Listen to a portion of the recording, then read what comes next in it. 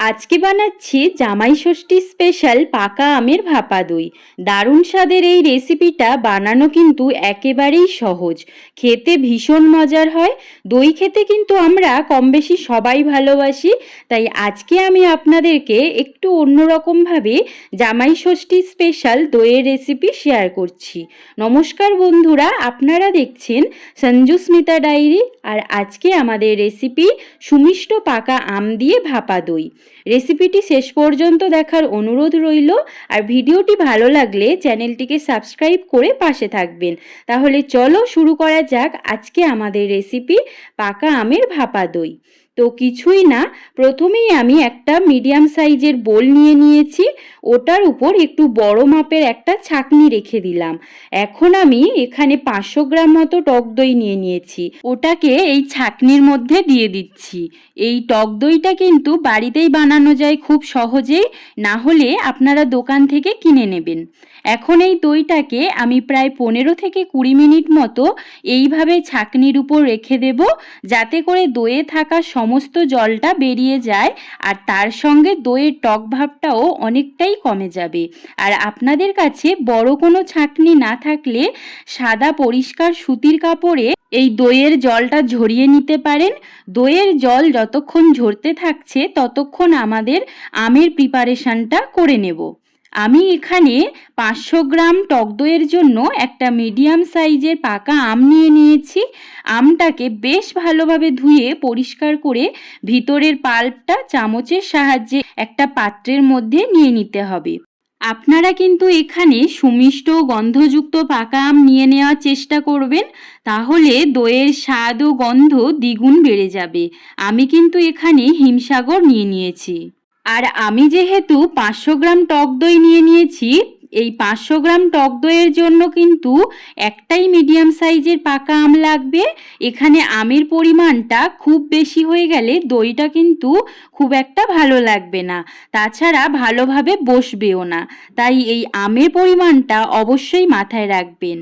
জামাই ষষ্ঠীর দিনে আপনারা কিন্তু ঠিক এইভাবে পাকা আম দিয়ে খুব সহজেই সুস্বাদু ভাপা দইটা বানিয়ে নিতে পারেন, আর চিরাচরিত মিষ্টি দইয়ের থেকে একদম কিন্তু আলাদা হয়।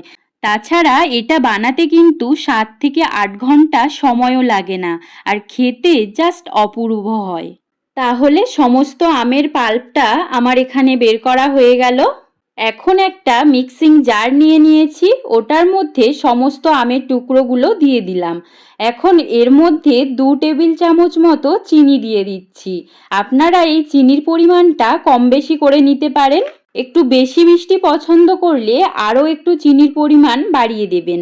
আর সুন্দর একটা ফ্লেভারের জন্য আমি এখানে 2টো এলাচ দিয়ে দিচ্ছি। এখন এটাকে খুব ভালোভাবে একটা পেস্ট বানিয়ে নিতে হবে, আর মিশ্রণটা বানানোর সময় কিন্তু কোনো রকম জল দেওয়া যাবে না, জল ছাড়া এটাকে বানিয়ে নিতে হবে।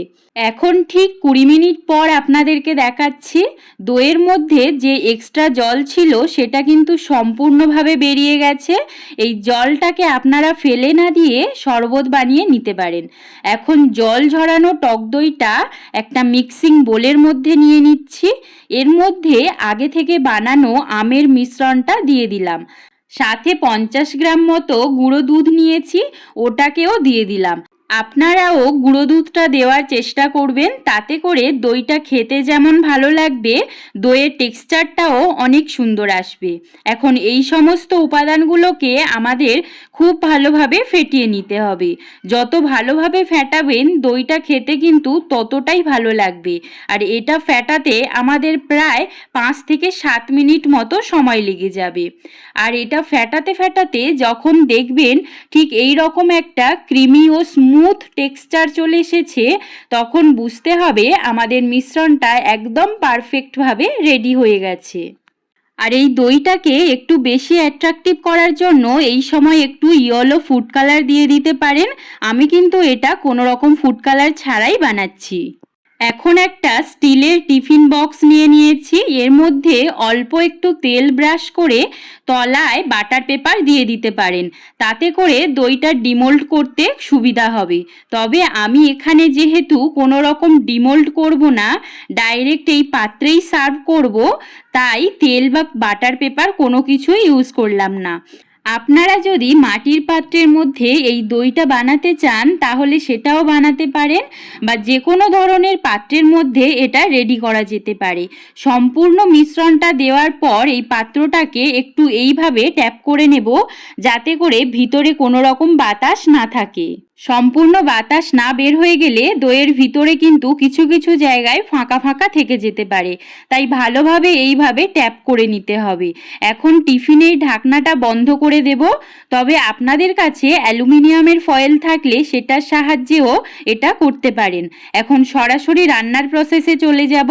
প্রথমেই গ্যাসটা অন করে একটা কড়াই বসিয়ে দিলাম।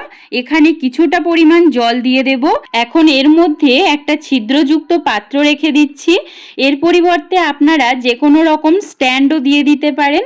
এই ছিদ্রযুক্ত পাত্রের উপর আমাদের দইয়ের পাত্রটা বসিয়ে উপর থেকে আরও একটা পাত্র দিয়ে ঢাকা দিয়ে দিতে হবে। এই সময় লক্ষ্য রাখতে হবে যে ঢাকনাটা দেওয়া হয়েছে সেটা যেন সম্পূর্ণভাবে কড়াইটাকে কভার করে নেয়, যাতে করে ভিতরের ভাপ বাইরে না আসতে পারে। আর এইভাবে আমাদেরকে ঠিক 15 মিনিট মিডিয়াম টু হাই ফ্লেমে রান্না করে নিতে হবে। ঠিক 15 মিনিট পর আমাদের পাকা আমের ভাপা দই একদম রেডি হয়ে গেছে।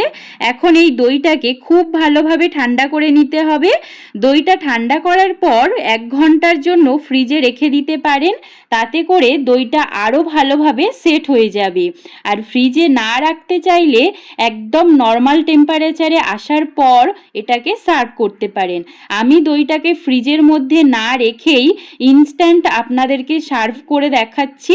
দেখুন এই পাকা আম দিয়ে বানানো দইটা কতটা পারফেক্ট ও ক্রিমি হয়েছে। আশা করছি দইয়ের টেক্সচারটা দেখে বুঝতে পারছেন এটা কতটা সুন্দর হয়েছে। আর এটা মুখের মধ্যে দিলেই মিলিয়ে যাবে। আপনারা একবার বাড়িতে না বানানো পর্যন্ত বুঝতেই পারবেন না এটা কতটা সুস্বাদু ও টেস্টি হয়। আর জামাই ষষ্ঠীতে একদম ইউনিক এই সুস্বাদু পাকা আম দিয়ে ভাপা দইয়ের রেসিপিটা বানিয়ে দেখতে পারেন। খেতে কিন্তু ভীষণ ভালো লাগে। তো আশা করছি জামাই ষষ্ঠী স্পেশাল এই ভাপা দইয়ের রেসিপিটা আপনাদের অনেক ভালো লেগেছে। আর ভালো লাগলে লাইক, শেয়ার ও সাবস্ক্রাইব করে পাশে থাকবেন। ফিরছি নতুন কোনো ইন্টারেস্টিং রেসিপির সাথে। ততক্ষণ পর্যন্ত সবাই ভালো থাকবেন, সুস্থ থাকবেন। টাটা।